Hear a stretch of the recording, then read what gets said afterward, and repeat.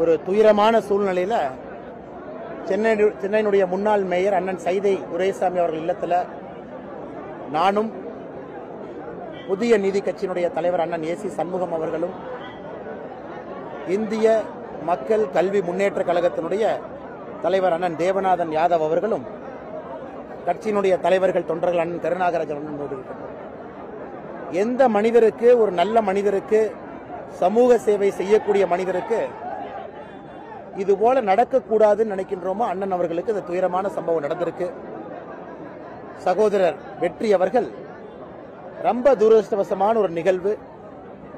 சட்லஜ் நதியில் அவர் சென்ற கார் விபத்துக்குள்ளாகி இன்னைக்கு அவர் நம்ம கிட்ட சடலமா தான் வர்றாங்க. இந்த செய்தி நமக்கு கிடைத்த பிறகு அண்ணன் சைதை துரைசாமி அவர்களை தொலைபேசி மூலமாக தொடர்பு கொண்டு, அதன் பிறகு நம்முடைய உள்துறை அமைச்சர் திரு அமித்ஷாஜி அவங்ககிட்ட தொலைபேசி மூலமாக பேசி என்டிஆர்எஃப் மூலமாக என்ன ஹெல்ப் அங்க பண்ணணும் அப்படிங்கறதுக்காக முழு முயற்சி எடுத்து கிட்டத்தட்ட 70க்கும் மேற்பட்ட என்டிஆர்எஃப் வீரர்கள் 5 நாட்கள் முழுமையாக சட்லஜ் நதியில மாநில அரசோடு இணைந்து இந்த பணியில் ஈடுபட்டிருந்தாங்க. மத்திய அரசு முழுமையாக என்டிஆர்எஃப் உதவியை கொடுத்து டீப் அண்டர் வாட்டர் சர்ச், அந்த நதியினுடைய கீழே அடித்தளம் வரை முழுமையாக தேடி, எங்கே கார் விபத்துக்குள்ளானதோ அங்கிருந்து கிட்டத்தட்ட 5 கிலோமீட்டர் வரைக்கும் தேடி கடைசியாக சகோதரருடைய சடலம் நமக்கு கிடைச்சது.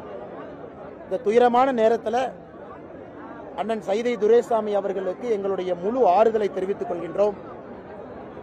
நம்முடைய தேசிய தலைவர் அமித்ஷாஜி அவர்கள் எல்லோரும் தங்களுடைய ஆறுதலை தெரிவித்திருக்கின்றார்கள். முழு முயற்சி எடுத்து நல்ல செய்தி வரும் என்று காத்திருந்தோம். ஆனால் துயரமான செய்தி நேற்று வரும் என்று எதிர்பார்க்கவில்லை. அவர்களுடைய வெற்றி, அவர்களுடைய ஆன்மா சாந்தி அடையணும்.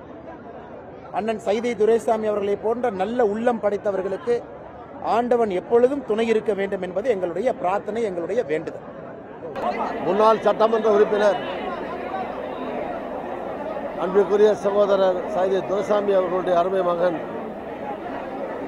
கார் விபத்தில் அகால மரணம் அடைந்திருப்பது மிகப்பெரிய அதிர்ச்சியும் வேதனையும் தரக்கூடியதாகும். சகோதரர் சைதை துரைசாமி பலருக்கும் பல்வேறு வகையிலே துணையாக இருந்து, உதவியாக இருந்து, பலர் வாழ்வில் உயர துணையாக இருப்பவர், அதற்காக பாடுபடக்கூடியவர். பல்வேறு அமைப்புகளை நடத்தி பலரை வாழ்விக்க வைத்துக் கொண்டிருப்பவர். அவருக்கு இவ்வளவு பெரிய ஒரு சோதனை நிகழ்ந்திருப்பது மிகுந்த துயரமானது. ஏறக்குறைய ஒரு வார காலம் அவர் எவ்வளவு மனசங்கடப்பட்டிருப்பார், மனது அழுத்தத்தில் இருந்திருப்பார் என்பதை நினைத்து கூட பார்க்க முடியவில்லை. சோகங்களிலே மிகப்பெரிய சோகம் என்பது தன்னுடைய குழந்தை இழப்பது, புத்திர சோகம் என்பது மிகப்பெரிய சோகம். அந்த சோகத்திற்கு ஆட்படுத்தப்பட்டிருக்கிற சகோதரர் சைதை துரைசாமி அவர்கள், அவருடைய குடும்பத்தினர் இந்த மீளா துயரிலிருந்து மீண்டு வர எல்லாம் வல்ல இறைவன் அவர்களுக்கு அதற்கான சக்தியை, ஆற்றலை தர வேண்டும் என்று பிரார்த்தனை செய்கிறேன். அருமை சகோதரர் சைதை துரைசாமி அவருடைய மகனின் ஆன்மா சாந்தி அடைய பிரார்த்திக்கிறேன். வெற்றி செல்வன் அவருடைய இழப்பு பேரிழப்பு. கிட்டத்தட்ட 9 நாள் அவங்க பாடியை தேடியிருக்காங்க.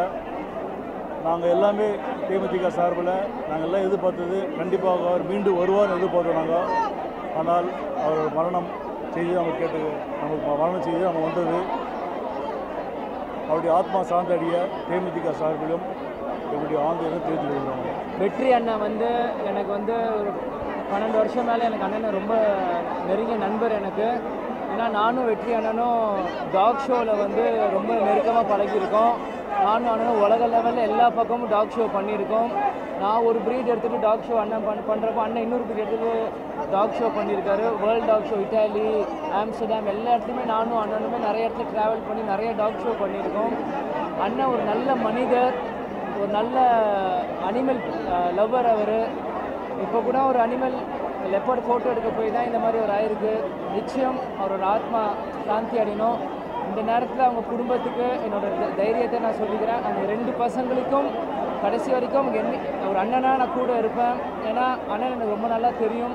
அதே மாதிரி சைதை துரைசாமி அவர்களுக்கும் அவங்க குடும்பத்துக்கும் எங்களோட கண்டோலன்ஸ் சொல்லிக்கிறேன்.